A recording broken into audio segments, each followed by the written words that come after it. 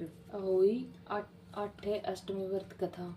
प्राचीन काल में किसी नगर में एक साहूकार रहता था। उसके 7 लड़के थे। दीपावली से पहले साहूकार की स्त्री घर घर की लिपापोती के लिए मिट्टी लेने खदान में गई और खदान में कुदाल से जब मिट्टी खोदने लगी तो देवयोग से उसकी उसी ही जगह से एक से की मांद, ये क्या लिख रहा है, मांद दी, मतलब कि काट दी भाई। हाँ, सहसा उस स्त्री के हाथ से कुंदाली सह के बच्चे को लग गई, जिससे सह का बच्चा उसी क्षण मर गया। हत्या हुई देख उसी स्त्री को बहुत दुख हुआ, परंतु अब क्या हो सकता है। वह स्त्री पश्चाताप करती हुई अपने घर आ गई।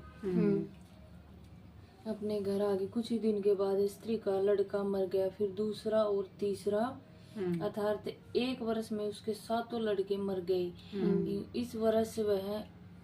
इस पर वह स्त्री रात दिन अत्यंत दुखित रहने लगी। एक दिन अब उसने अपने पड़ोसन की स्त्रियों से रो रो कर कहा कि मैंने जानबूझकर कोई पाप नहीं किया। हाँ, एक बार मैं मिट्टी खोदने को खदान में गई थी। जब मिट्टी खोदने में सहसा मेरी कुदाली से एक सह का बच्चा मर गया था। तभी से 1 वर्ष के भीतर मेरे 7 लड़के मर गए। यह सुनकर उन स्त्रियों ने धैर्य देते हुए कहा कि तुमने जो यह बात हमको सबको सुनाकर पश्चाताप किया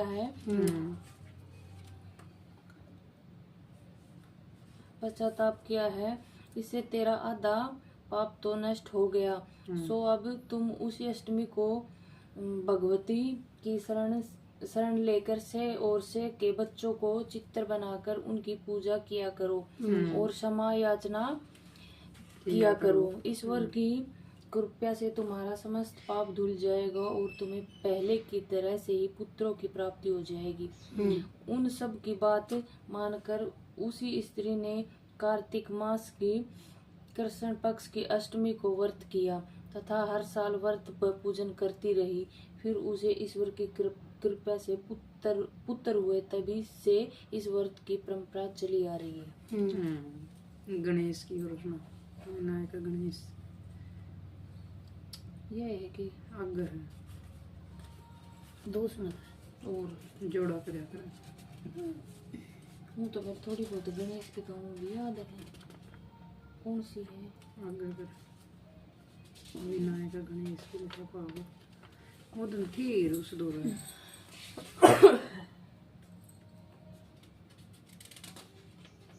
यारी विनायक गणेश की।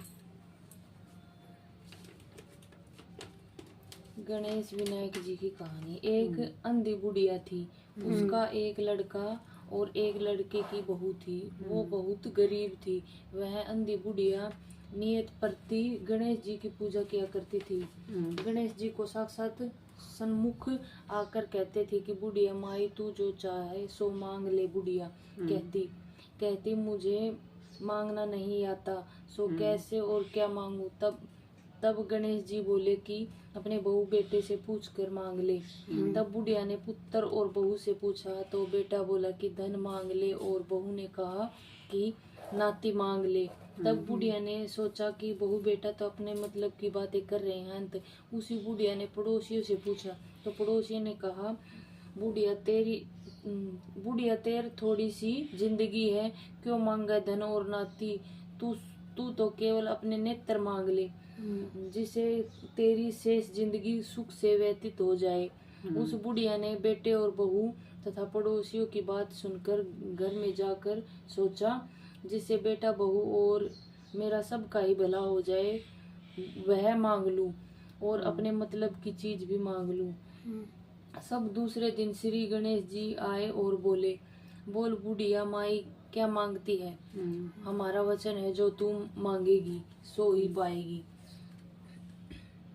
गणेश जी के वचन सुनकर बुढ़िया बोली हे गणेश गणराज यदि आप मुझे प्रसन्न है तो मुझे न करोड़ की माया दे न निरोगी काया दे, अमर सुहाग दे, आंखों में प्रकाश दे, नाती पोता दे, समस्त परिवार को सुख दे और अंत में मोक्ष दे।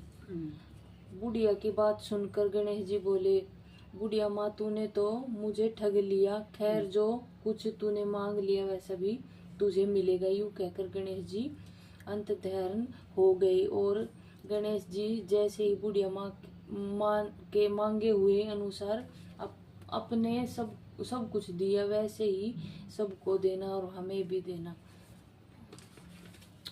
माता की जय।